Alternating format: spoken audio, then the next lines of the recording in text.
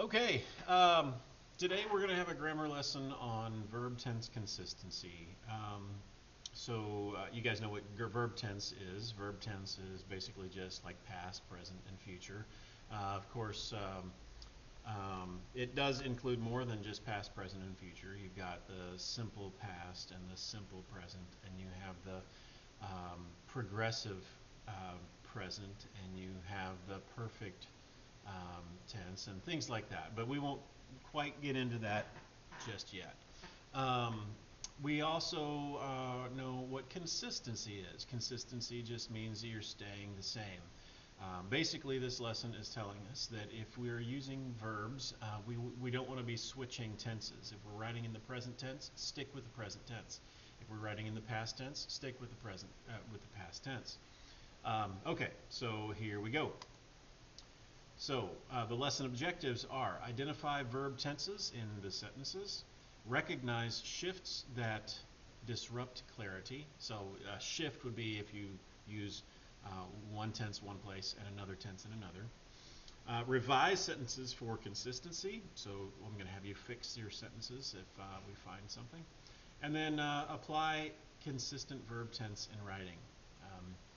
When you're writing, when you do writing assignments for me, apply this skill and make sure that you're sticking with the same verb tenses. Okay, first of all, which sounds correct? She walked into the room and sits down, or she walked into the room and sat down. I hope you said number two, she walked into the room and sat down. Both are in the past tense. In the first example, we have walked is past and sits is present. Okay, so here's a review of our verb tenses. We have the simple past, walked. We have the simple present, walks. We have the simple future, will walk. Then we have perfect tenses. Perfect tenses are talking about a completed action, something that is completed. So past perfect would be had walked. I had walked back in the past, and it's completed and it's already done with. Okay, I had walked. The present perfect has walked. Okay, that is something that is completed. It's just, but it continues on. I, the I, John has walked to school ever since he was 5. Okay, in that sentence, he has walked, and it's continued all the way up to the present time, and still keeps going. Okay, and then there's the future perfect, which is will have walked. So, next week I will have walked so many miles. Okay, so that's the perfect tenses: perfect past, perfect present, or present past perfect, present perfect, and future perfect. And then we have progressive forms. These progressive forms are talking about continuing action. So was walking, is walking, and will be walking.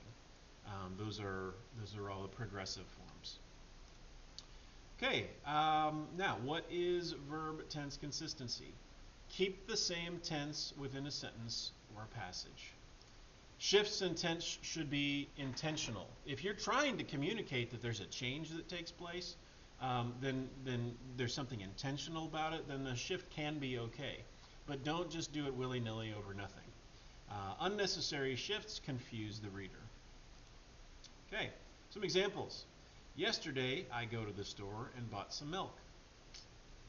Or, yesterday, I went to the store and bought milk. Okay.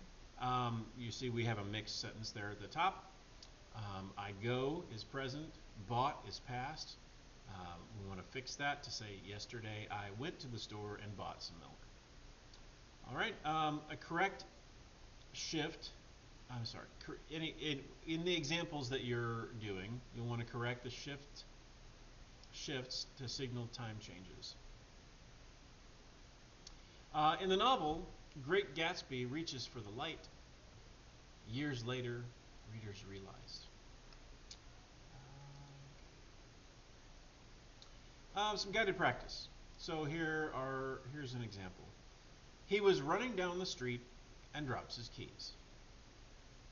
What would we need to change that to? First, we identify the error. We've got was running. That would be a progressive past. Okay, he was running. And we have drops. That's present.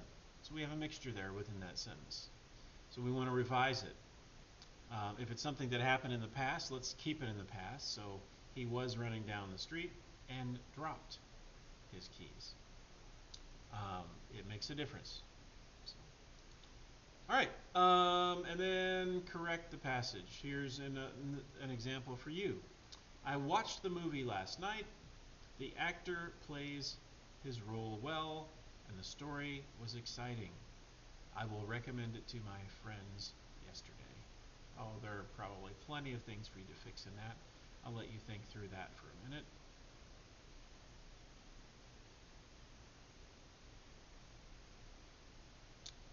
Maybe we might want to change that to, I watched the movie last night. The actor played his role well, and the story was exciting. I recommended it to my friends yesterday. Maybe that's the way you'll fix it. Right, an application.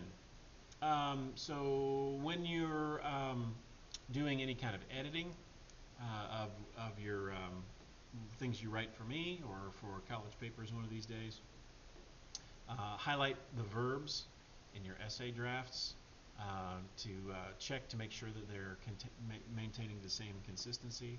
Check for any inconsistencies. Revise any unnecessary shifts.